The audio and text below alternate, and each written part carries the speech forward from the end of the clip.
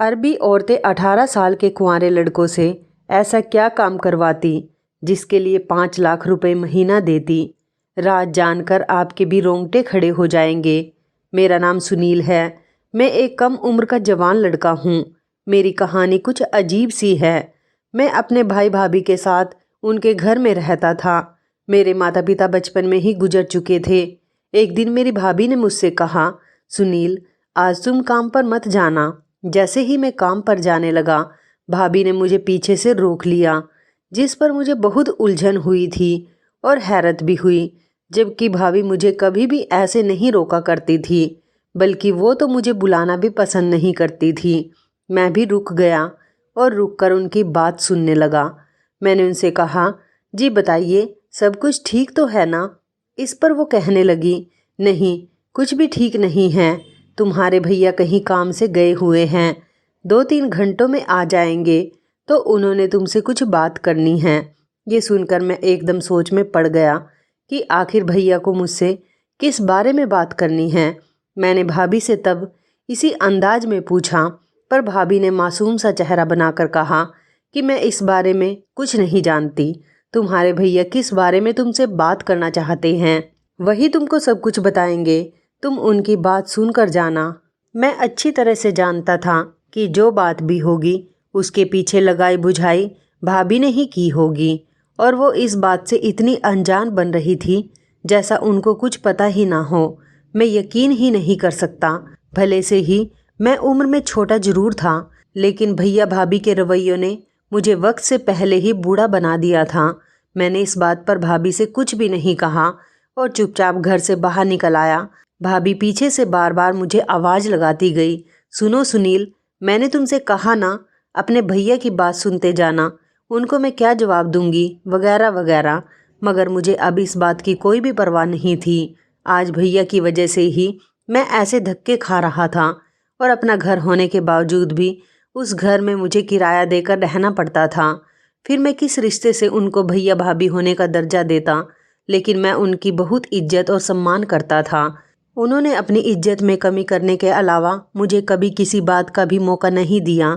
मैं चलता हुआ यही बातें सोचते सोचते घर से बहुत दूर आ चुका था। अचानक से ही गाड़ी आकर मुझसे टकरा गई और मैं तभी गिर पड़ा। इस हादसे में कसूर गाड़ी वाले का नहीं था, बल्कि कसूर तो मेरा था, क्योंकि मैं बगैर किसी ध्यान के अपने ही ख्यालों में खोया हुआ था। ट्रैफिक से भरी सड़क पर चल रहा था। टक्कर के बाद मैंने खुद को ज़मीन पर लेटा हुआ पाया और मेरे इधर उधर खून ही खून बिछा हुआ था। कहाँ कहाँ चोट आई थी मुझे कुछ भी नहीं पता था। इसके बाद मुझे किसी भी बात का होश नहीं रहा और मैं बेहोश हो गया। मुझे सिर्फ इतनी आवाज़ आ रही थी कि कोई एम्बुलेंस को बुलाओ और उसे अस्पताल ले जाओ। 3 दिन बाद जब मेरी आँख खुली तो मैं हॉस्पिटल के बिस्तर पर पड़ा था और मेरा पूरा शरीर पट्टियों में जकड़ा हुआ था। मेरे इधर उधर 2 लगे हुए स्टैंड थे जिन पर ड्रिप लटकी हुई थी, और मेरे पास एक नर्स खड़ी मेरा बुखार चेक कर रही थी। जब मैंने आंखें खोली तो वो मुझे देखते हुए पूछने लगी, अब आप कैसा महसूस कर रहे हैं। मैंने इशारे से सिर हिलाकर बहुत मुश्किल से कहा कि मेरा पूरा शरीर बहुत दर्द कर रहा है। उस पर नर्स ने मुझे टीका लगा दिया। मेरे घर वालों से मेरी कोई बात नहीं हो सकी थी। टीका लगते ही मेरा दिमाग फिर से भारी होने लगा। मैंने हिम्मत करके वो सवाल पूछ लिया जो होश में आते ही सबसे पहले लोग पूछा करते हैं, जिनके सगे संबंधी इस दुनिया में मौजूद होते हैं। मेरे भी थे, पर वो अलग बात थी कि वो मुझे अपना कुछ नहीं समझते थे। नर्स ने ना जाने क्या जवाब दिया, क्योंकि मेरी तबीयत ठीक नहीं थी, इसलिए मैं अपने होश खो रहा था। मुझे कुछ भी समझ में नहीं आ रहा था मेरे साथ क्या हुआ। बस मेरा शरीर दर्द किए जा रहा था और उसके बाद नींद के आगोश में चला गया था, बिना ये जाने कि मेरे भैया को इस बारे में पता भी है या नहीं। कुछ देर बाद जब मेरी आंख खुली तो कमरे में कोई नहीं था। मैं इस बार थोड़ा अच्छा महसूस कर रहा था। काफ़ी देर से खुली आंखों से छत को घूरता जा रहा था। जब एक लड़की कमरे में आई, वो मुझे देखकर कहने लगी कि मैं यहाँ पर इंटर्न हूँ और अब आप कैसा महसूस कर रहे हैं। मैंने इस बार भी सिर हिला दिया कि मैं अच्छा महसूस कर रहा हूँ। फिर उसने मुझसे पूछा, आपको क्या हुआ है? जिस पर वो अफसोस से बोली, अब तो आप बहुत बेहतर हैं, वरना पहले आपकी हालत काफ़ी ख़राब थी। आप यहाँ खून से लथपथ आए थे। डॉक्टर तो आपका पाँव काटने वाले थे। वो लड़की शायद बहुत ही बातूनी थी। उसी वक्त वहाँ हॉस्पिटल की नर्स कमरे में आई और उस लड़की को डांट कर कहने लगी, इसलिए हम इंटर्न नहीं रखते, जहाँ जिसको चाहा बातें करने खड़ी हो जाती हो। तुम यहाँ काम करने आती हो या बातें करने? वो मरीज अभी उठा है और तुम उसको बातों में लगा रही हो। अब जाओ यहाँ से और अपना काम करो। नर्स ने उस बेचारी को अच्छी खासी बातें सुना दी थी, जिससे वो बेचारी मेरे सामने काफ़ी शर्मिंदा महसूस कर रही थी और वो लड़की वहाँ से चली गई। फिर नर्स मेरे पास आई तो मैं भी वैसी ही हालत में था। इससे पहले वो मेरा टीका लगाती, मैंने उससे डरते हुए पूछा, क्या सच में मेरा पैर कट गया? उस बात पर नर्स ने सिर हिलाया और कहा, नहीं, तुम बच गए। यही वजह है जो मैं हमेशा इस लड़की को यहाँ आने से रोकती हूँ। पता नहीं मरीजों को क्या क्या बताती रहती है, मगर मुझे नर्स की बातों में बिल्कुल भी दिलचस्पी नहीं हुई। मैंने पूछा, मुझे यहाँ कितने दिन हो गए? नर्स ने बताया कि आज तुम्हें तीसरा दिन है, वरना पहले 2 दिन तो तुम्हारी हालत बड़ी नाजुक थी, मगर अब तुम काफ़ी हद तक ठीक होते जा रहे हो। उम्मीद है अगले 2-3 दिन बाद तुम्हें डिस्चार्ज कर दिया जाएगा। मैंने पूछा कि आपने मेरे घर वालों को खबर पहुंचाई? इस बात पर नर्स ने हैरत से मुझे देखा और इनकार से सिर हिलाते हुए कहने लगी, हमें कैसे पता होगा तुम्हारे घर वालों के बारे में? ना तुम्हारे पास कोई मोबाइल है और ना ही कुछ और, ना ही तुम्हारे बारे में कोई हमसे कुछ पूछताछ करने आया। तुम्हारे एक्सीडेंट के बाद जो लोग तुम्हें सड़क से उठाकर यहाँ एडमिट करवा गए थे, उसके बाद उनका भी पता नहीं वो कहाँ गए और कौन कौन थे। चलो कोई बात नहीं, वैसे भी अब तुम ठीक हो। तुम मुझे अपना नंबर बताओ, मैं तुम्हारे घर वालों को तुम्हारे बारे में बता देती हूँ। मुझे वो शुरू में जितनी कड़क और गुस्से वाली लगी थी, वो बिल्कुल भी वैसी नहीं थी। मेरे साथ बड़ी नरमी से बातें कर रही थी। मैंने अपने भैया का नंबर उसको बताया। वो मेरे पास ही खड़ी होकर फ़ोन करती रही, मगर भैया का फ़ोन बंद जा रहा था। फिर मैंने उसको अपनी भाभी का नंबर दिया। भाभी ने कुछ देर के बाद फ़ोन उठा लिया। फिर नर्स ने उनसे बात की। नर्स ने भाभी को मेरे एक्सीडेंट के बारे में बताया तो वो कहने लगी, वो खुद अपना अच्छा बुरा जानता है और अच्छा खासा कमाता है, अपना खर्च खुद कर लेगा। फ़िलहाल हम तो बहुत सी परेशानियों में घिरे हुए हैं। हमारे अपने ही खर्चे पूरे नहीं हो रहे, जो हम उसके भी अस्पताल का खर्चा दें और उसे कहिएगा वो ठीक हो जाए तो घर आ जाए। अब हम कुछ नहीं कर सकते। उन्होंने अपनी बातें सुनाकर फ़ोन बंद कर दिया। नर्स भी कुछ पल के लिए उनकी बातें सुनकर परेशान हो गई थी, क्योंकि फ़ोन स्पीकर पर था और मैं ये सारी बातें सुन रहा था।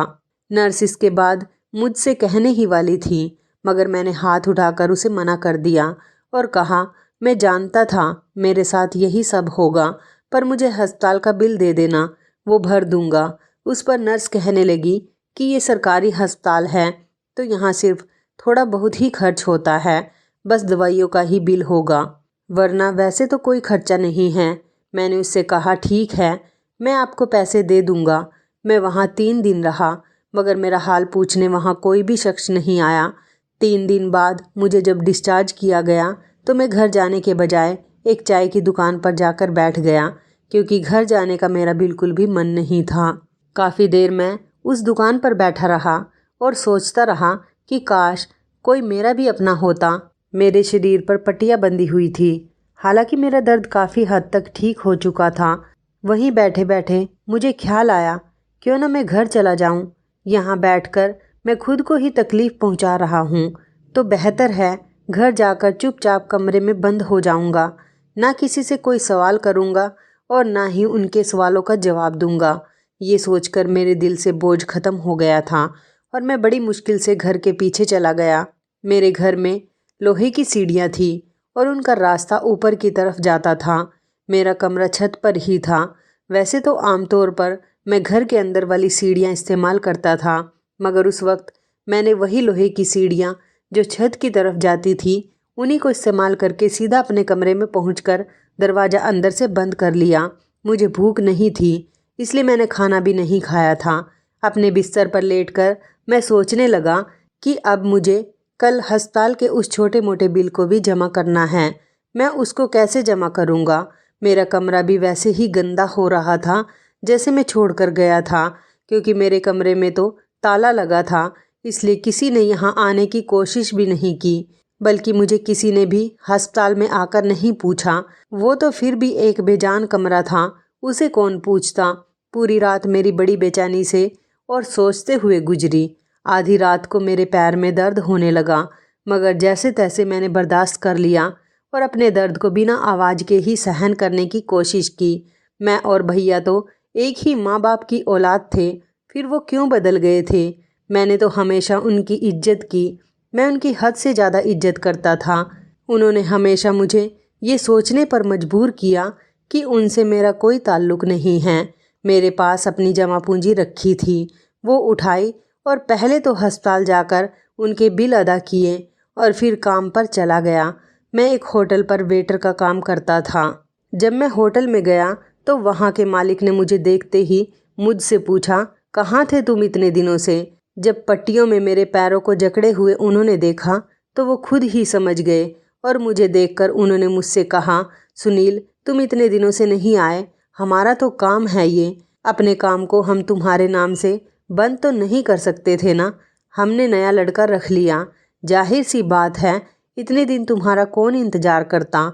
मगर मुझे फिर भी इस बात का दुख हुआ कि आज तक मैंने अपने मालिक को कभी शिकायत का मौका तक नहीं दिया और उन्होंने मेरे कुछ दिन ना आने पर फ़ौरन ही नया लड़का काम पर लगा लिया। लेकिन जहाँ शिकायत मैंने अपने सगे भाई से नहीं की थी तो उससे क्या कहता। मैंने मालिक से कहा कि मालिक, मैं खाते का काम कर लेता हूँ, मगर मुझे नौकरी से मत निकालिए। पर वो मुझे रखने को तैयार ही नहीं थे। बस उन्होंने बातों को गोलमोल घुमा दी और कहने लगे, तनख्वाह नहीं है, ये नहीं है, वो नहीं है। मैं उनकी बातों के घुमाव को समझ चुका था, मतलब वहाँ से भी मुझे साफ जवाब मिल चुका था। मैं बेबसी से जैसे ही मुड़ने लगा तो वो मालिक मुझसे कहने लगे, देखो, मैंने जानबूझकर तुम्हें नौकरी से नहीं निकाला। मैं तुम्हें इसके पीछे का सच बताता हूँ। इसके पीछे एक बहुत बड़ी वजह है। मैंने उनको नज़रअंदाज करना चाहा, मगर मालिक ज़बरदस्ती मुझे कमरे में ले गए और बोले, मैं जानता हूँ इस वक्त तुम कितने मजबूर हो, मगर मुझे भी तुम्हारा ख्याल है। सालों से तुम मेरे पास काम कर रहे हो, मगर मुझे तुम्हारी तरफ से कभी शिकायत नहीं मिली। तुम्हें याद है वो अरबी औरत? मैं मालिक की बातें बिना ध्यान दिए ही सुन रहा था और बिना कुछ समझे ही मैंने उनकी बात पर सर हिला दिया, मगर शायद मुझे उनकी बात पर यकीन नहीं था। तभी वो मुझे समझाने के लिए कहने लगे, तुम्हें याद है ना, एक बार हमारे होटल में मोटी सी औरत एक बड़ी सी कार में आई थी और भारी टिप भी तुम्हें देकर गई थी और अरबी में ही बात करती थी। वो अभी भी मेरी तरफ ऐसे देख रहे थे जैसे शायद वो बात अब मुझे याद आ गई हो, मगर मुझे वो पहले ही याद आ चुकी थी। सो मैंने कहा, हाँ, याद आया, आगे बताइए क्या बात है। वो तुम्हें देख कर गई थी, तुमने ही उनका ऑर्डर पूरा किया था। एक हफ्ता पहले ही वो तुम्हारे बारे में पूछ रही थी। मैंने कहा, पता नहीं वो क्यों काम पर नहीं आ रहा। उसके बाद वो रोज़ यहाँ पर आती है, इसी वजह से मैं तुम्हें यहाँ नहीं रखना चाहता। मुझे डर है कि वो तुम्हें सच में ढूंढकर अपने साथ ना ले जाए। आगे तुम्हारी मर्जी है। मैं सोचना चाह रहा था कि कहीं मालिक झूठ तो नहीं बोल रहे, मगर चाह कर भी ये सोच नहीं सका, क्योंकि मुझे यकीन था वो शख्स मुझसे झूठ नहीं बोल रहा। मैं और मालिक अंदर कमरे में ही थे। इतने में ही एक लड़के ने मालिक को बताया कि वही अरबी औरत आई है और सुनील के बारे में पूछ रही है। तब मेरा यकीन और भी ज़्यादा पक्का हो गया था। मालिक ने मेरी तरफ देखा और मुझसे पूछने लगे, अब बताओ, आया तुम्हें यकीन मेरी बात का? इससे पहले वो जाकर उस औरत को मना करते कि यहाँ पर कोई सुनील नहीं। मैं होटल के पीछे वाले रास्ते से बाहर निकल गया। मालिक ने भी जाकर उस औरत को यही कहा कि काफ़ी दिनों से वो काम पर नहीं आ रहा। मैं उस औरत की गाड़ी को पहचानता था, क्योंकि पहली ही बार जब मैंने उसकी गाड़ी को देखा था, देखते ही मुझे उसकी गाड़ी बहुत पसंद आई थी। मैं उसकी गाड़ी के पीछे जाकर खड़ा हो गया और आकर अपनी गाड़ी में बैठी तो साथ ही मैं भी शीशे की तरफ झांकने लगा और मैंने उस औरत से पूछा, आप मुझे क्यों ढूंढ रही हैं? उसने मेरी तरफ देखा और मेरी बात पर वो बिल्कुल भी नहीं डरी, बड़े आराम से आगे का दरवाज़ा खोलकर मुझे बैठने का इशारा किया। मुझे एक पल के लिए तो डर भी लग रहा था। फिर मैं आर या पार का फैसला करते हुए उस गाड़ी के अंदर बैठ गया। वैसे भी किसी को मेरा कोई ख्याल नहीं था, जो मैं उससे डरता फिरता। मैंने उससे कहा, हाँ बताओ, क्यों आती हो रोज़ मेरा पता करने यहाँ पर? उस औरत ने कोई भी जवाब नहीं दिया और चुपचाप गाड़ी चलाती रही। मैंने 2-3 बार उससे फिर वही बात पूछी, मगर वो तो अपना मुंह बंद किए बैठी थी। उसका कोई जवाब ना आने पर मैं भी चुपचाप बैठ गया, क्योंकि बोलने का फ़ायदा नहीं था। आधे घंटे बाद उसने गाड़ी कोठी के सामने रोक दी। चंद लम्हों में कोठी का दरवाज़ा खुला तो गाड़ी अंदर चली गई। अंदर जाकर उसने नौकर को इशारा किया तो वो मुझे उसके पीछे ड्राइंग रूम में लेकर चला गया। मैंने अभी भी बेचैनी से पूछा कि तुम मुझे यहाँ पर क्यों लाई हो, जबकि मैं 1000 बार तुमसे एक ही सवाल पूछ चुका हूँ, मगर तुम मुझे कोई जवाब नहीं दे रही हो। कुछ देर के बाद उसकी चुप्पी टूटी और वो कहने लगी, मैंने तुम्हें ज़बरदस्ती अपनी गाड़ी में नहीं बिठाया था, तुम अपनी मर्जी से गाड़ी में सवार हुए थे। रही बात तुम्हें ढूंढने की, तो मुझे एक नौकर चाहिए था। इस बात पर मैं हैरानी से बोला, तो कोई भी दूसरा नौकर रख लेती, मेरे लिए वहाँ उस होटल के चक्कर क्यों लगा रही थी? वो थोड़े अंदाजी शब्दों के साथ बोली, तुम नहीं समझोगे मासूम बच्चे, मगर खैर ये तुम्हें सारा काम समझा देगा और अब तुम ही मेरे घर के हेड सर्वेंट होंगे। मैंने हैरानी की आवाज़ में कहा, अगर मैं यहाँ पर काम ना करूँ तो? वह बोली, मत करो, तुम यहाँ से जा सकते हो, मगर मुझे यकीन है तुम यहाँ पर हर हाल में काम करोगे। तुम्हें यहाँ रहने की जगह भी मिलेगी, तनख्वाह भी मिलेगी और दुनिया का ऐशो आराम भी मिलेगा। जो तुम चाहोगे यहाँ वैसा ही होगा। मैंने कहा, लेकिन मुझ पर इतनी मेहरबानी क्यों? मैं अभी तक हैरान था, क्योंकि ये सब कुछ बिना मतलब के नहीं मिलता। मगर इस औरत ने कोई जवाब नहीं दिया और वहाँ से चली गई, जबकि पीछे से मैं इस वक्त उस पर गौर करने लगा कि ऐसी क्या बात है, आखिर ये औरत मुझे यहाँ नौकरी पर क्यों रखना चाहती है और मुझ पर इतनी मेहरबान क्यों है और मेरे लिए उस होटल के इतने चक्कर क्यों लगा रही थी? ऊपर से कितने यकीन से कह रही थी कि तुम मेरे हेड सर्वेंट हो और मेरे लिए काम करोगे। मैंने बहुत सोचा, जितना दिमाग लड़ा सकता था लड़ा लिया, मगर किसी तौर पर भी मुझे उस औरत का मतलब समझ में नहीं आ रहा था। थक हार के मैं वहीं बैठ गया। जब एक नौकर आया और मुझे अपने साथ सर्वेंट क्वार्टर में ले आया। मेरा क्वार्टर सबसे प्यारा और खूबसूरत था। उस औरत ने एक बार भी मुझसे मेरी मर्जी नहीं पूछी कि तुम यहाँ पर काम करोगे या नहीं, और वो नौकर भी उसी अरबी औरत की तरह था। उसने भी मुझसे नहीं पूछा कि क्या मैं क्वार्टर खोल दूँ। उस नौकर ने मुझे क्वार्टर के पास लाकर खड़ा कर दिया, बगैर मेरी मर्जी जाने। मैंने भी खुद को हालात के सहारे पर छोड़ दिया। वापस जाता तो किसके लिए जाता? उस भाई और भाभी के लिए, जिन्होंने एक हफ्ते से मेरा पता करने की कोशिश भी नहीं की थी कि मैं कहाँ पर हूँ और कहाँ नहीं। किसी जलील इंसान की तरह मुझे उस घर में एक साइड पर फेंका हुआ था। भाभी इस कदर मुझसे नफरत करती थी कि शुरू में ही उन्होंने मेरे खाने पीने के बर्तन भी अलग कर दिए थे और ना खुद हाथ लगाती और ना ही अपने बच्चों को मुझे छूने देती थी। ये तो फिर बाद में कहीं जाकर मुझे ही ख्याल आया कि मुझे उनसे खुद ही अलग हो जाना चाहिए। मेरा दिल चाहा कि एक बार भाई को ज़रूर बताऊं। शायद मेरे अंदर अब भी उनके लिए एहसास बाकी था। मैंने इधर उधर निगाह दौड़ाई तो सामने ही टेलीफोन रखा था, जो यकीनन मेरे लिए होगा, और अगर मेरा नहीं भी था तो मुझे कोई फ़र्क नहीं पड़ता।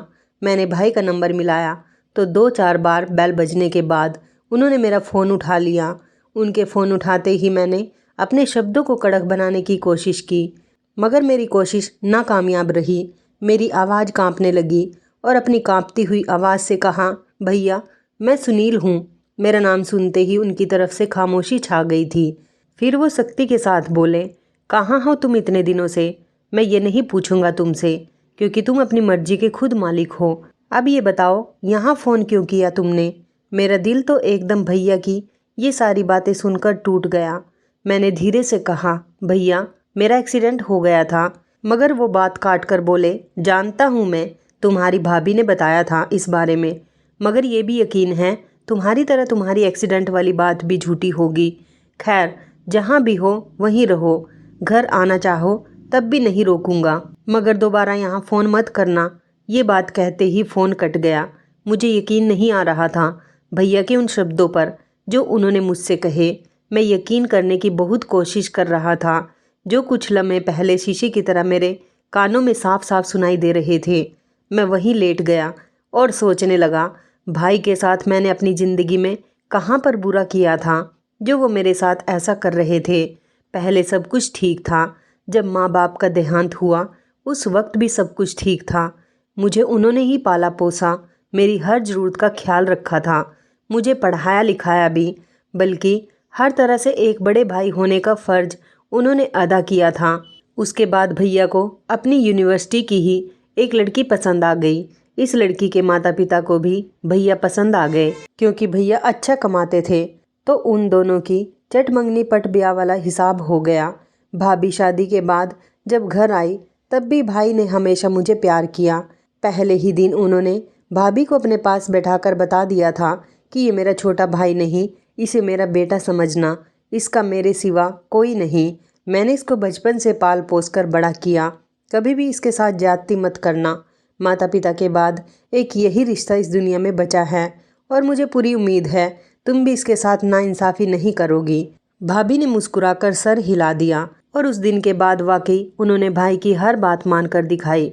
मैं स्कूल में अपने सब दोस्तों को बताता था कि मेरी भाभी इतनी अच्छी है, वो ये करती है, वो ये कहती है। साल भर तो सब कुछ ठीक रहा। मैं भी घर में महाराजाओं के जैसी ज़िंदगी गुजार रहा था। कहीं भी कोई दुख मेरे पास नहीं था। फिर भैया को पहले वाली नौकरी से भी अच्छी नौकरी मिल गई, मगर वो दूसरे शहर में थी तो हमें भी शहर बदलना पड़ता। भैया बहुत खुश थे, बल्कि हम सब भी बहुत खुश थे क्योंकि नए घर में जा रहे थे। पुराना घर बिक चुका था, पर नए घर में जाकर मुझे एक दिन की भी खुशी नसीब नहीं हुई। उसके बाद से ही मेरी ज़िंदगी का उल्टा वक्त शुरू हो गया। उस घर में दाखिल होने के बाद मैं अपने पुराने भैया को ढूंढता ही रह गया जो मुझसे बेपनाह मोहब्बत और नरमी से बात किया करते थे। मैंने यहाँ आकर भैया से कहा, भैया मुझे एक अलग कमरा चाहिए। इस बात पर उन्होंने मुझे नज़रअंदाज किया और अपने कमरे में चले गए। मैंने थकावट समझकर उनकी बात को ज़्यादा नहीं सोचा। अगले ही दिन भाभी से भी बात की तो उनका रवैया भी बहुत ख़राब था। मुझे उन्होंने साफ शब्दों में मना कर दिया कि मेरे साथ ज़्यादा फ्री होने की ज़रूरत नहीं और अपने काम अब से खुद ही करना। खाने के लिए उन्होंने एक गिलास, प्लेट और कटोरी निकाल कर अलग कर दी कि उन बर्तनों के अलावा घर में से कोई भी बर्तन मैं इस्तेमाल ना कर सकूं।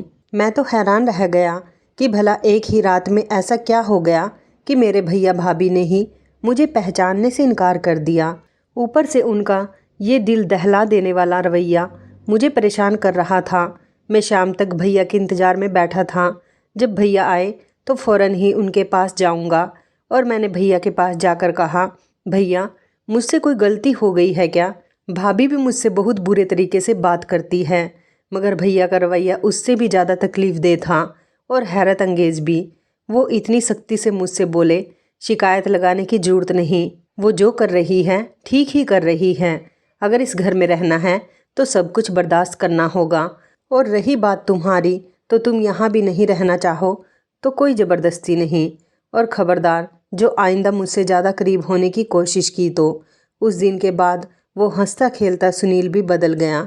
तब मेरी उम्र 14 साल थी, मगर मैं एक बौने व्यक्ति की तरह हो गया था जिसका कद छोटा रह जाता है, मगर उसे दुनिया अपने रवैयों से एक रात में ही बड़ा कर देती है। फिर भाभी ने खर्चा देने से भी हाथ उठा लिया। वो पता नहीं मुझे खाना भी कैसे दे रही थी, यही मेरी समझ में नहीं आ रहा था। मुझे अपनी छोटी छोटी ज़रूरत पर उनके आगे हाथ फैलाने पड़ते थे। कभी कॉपी लेनी होती तो कभी स्कूल की फ़ीस जमा करनी होती।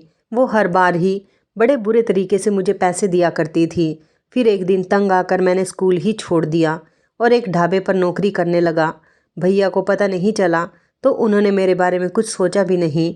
जो कुछ मुझे थोड़ा बहुत मिलता था मैं उसी में ही गुजारा कर लिया करता था।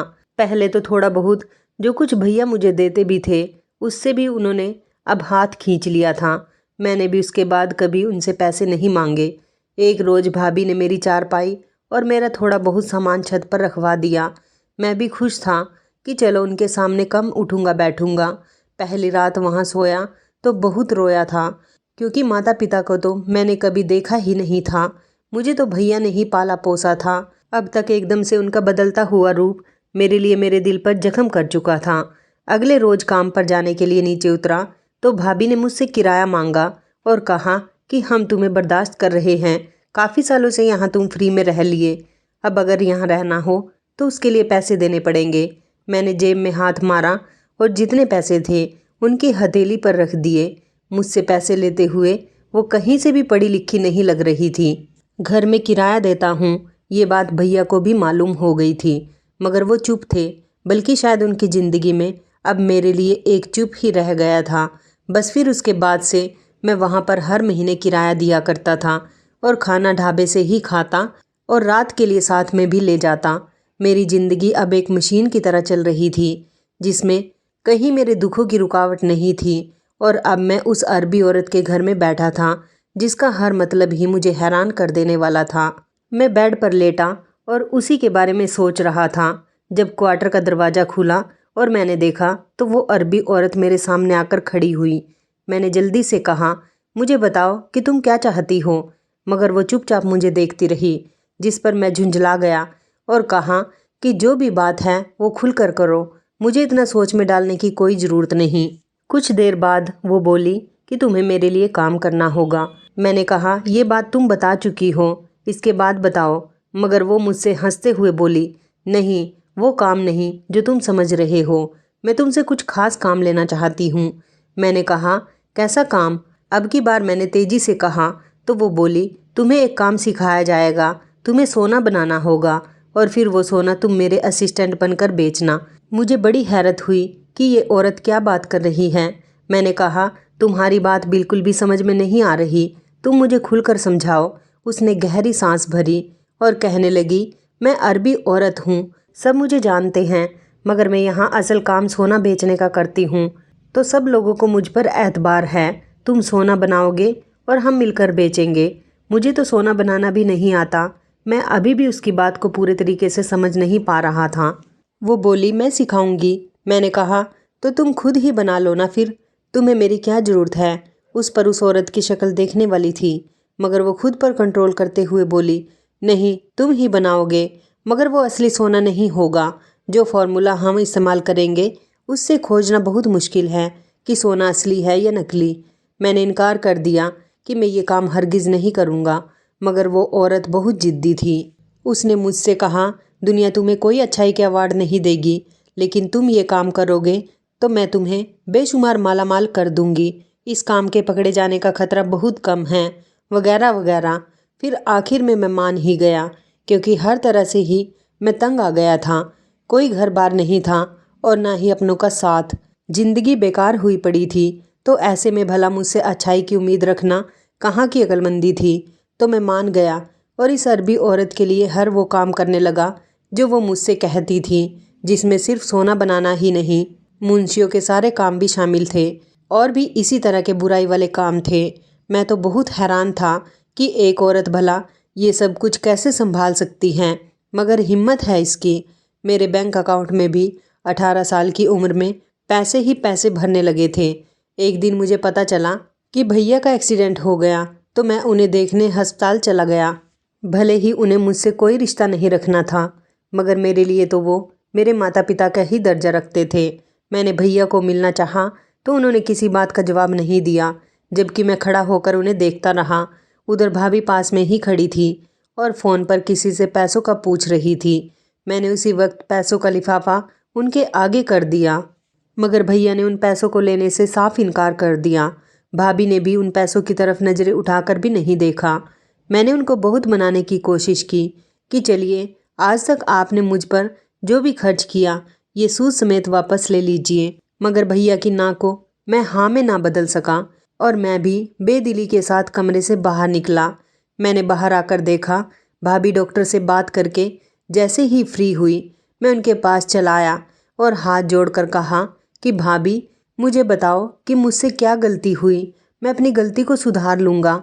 मगर वो भी मेरी बात सुनने को तैयार नहीं थी। मैं फिर अचानक ही रोने लगा और कहा, मैंने हमेशा ही आपको अपने माँ बाप का दर्जा दिया और कोई बात बेशक आप मत कीजिए, मगर मुझे मेरी गलती तो बता दीजिए। जिस पर उन्होंने अपने पर्स से एक डायरी निकाल कर मुझे दी। मैंने उस डायरी को पढ़ा तो दंग रह गया। उसमें साफ साफ अक्षरों में लिखा था कि मैं और भैया सगे भाई नहीं थे। भैया दूसरे शहर में पढ़ते थे। जब वहाँ से वापस आए तो माँ का देहांत हो चुका था और मैं भी छोटा सा था। पिताजी ने उनको यही बताया कि ये तुम्हारा भाई है। सो उन्होंने भी भाई की तरह ही मुझसे मोहब्बत की।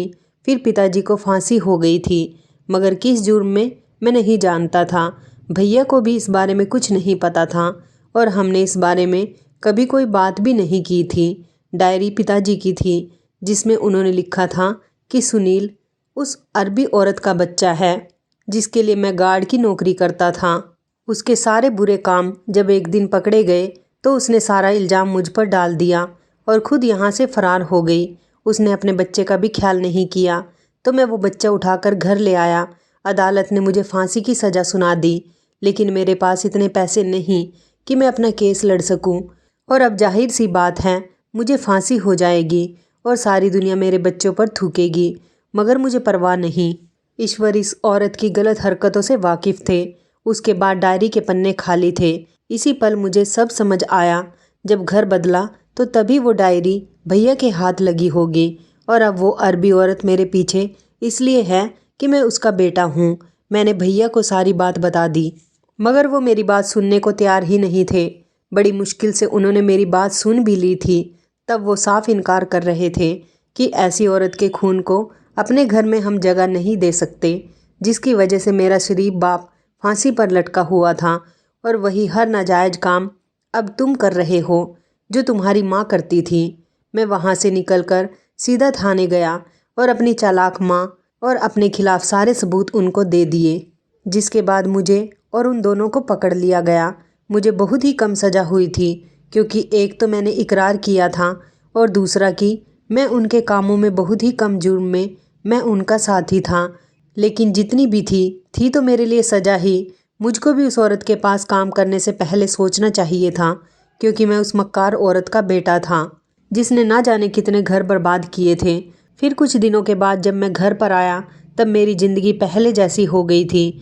भैया और भाभी ने भी मुझे अपना लिया और दोनों पहले जैसे मेरे साथ रहने लगे और हमारे घर में पहले की तरह खुशियाँ आ गई। तो इस कहानी के बारे में आपकी क्या राय है, कमेंट करके ज़रूर बताइएगा। दोस्तों, आपको हमारी मज़ेदार कहानी कैसी लगी, आप हमें कमेंट बॉक्स में ज़रूर बताएं। यदि आपके पास भी ऐसी कोई प्यारी सी कहानी है या फिर ऐसी कोई कहानी जिससे कुछ शिक्षा मिले तो आप हमारे साथ उसको ज़रूर शेयर करें। दोस्तों, यदि आपको हमारी ये वीडियो अच्छी लगे तो आप हमारी इस वीडियो को लाइक शेयर ज़रूर करें और ऐसी ही दिल को छू लेने वाली प्रेरणादायक कहानियाँ सुनने के लिए हमारे चैनल को भी सब्सक्राइब करें। यदि आप हमें फेसबुक पर देख रहे हैं तो आप हमारे फेसबुक पेज को लाइक और फॉलो ज़रूर करें।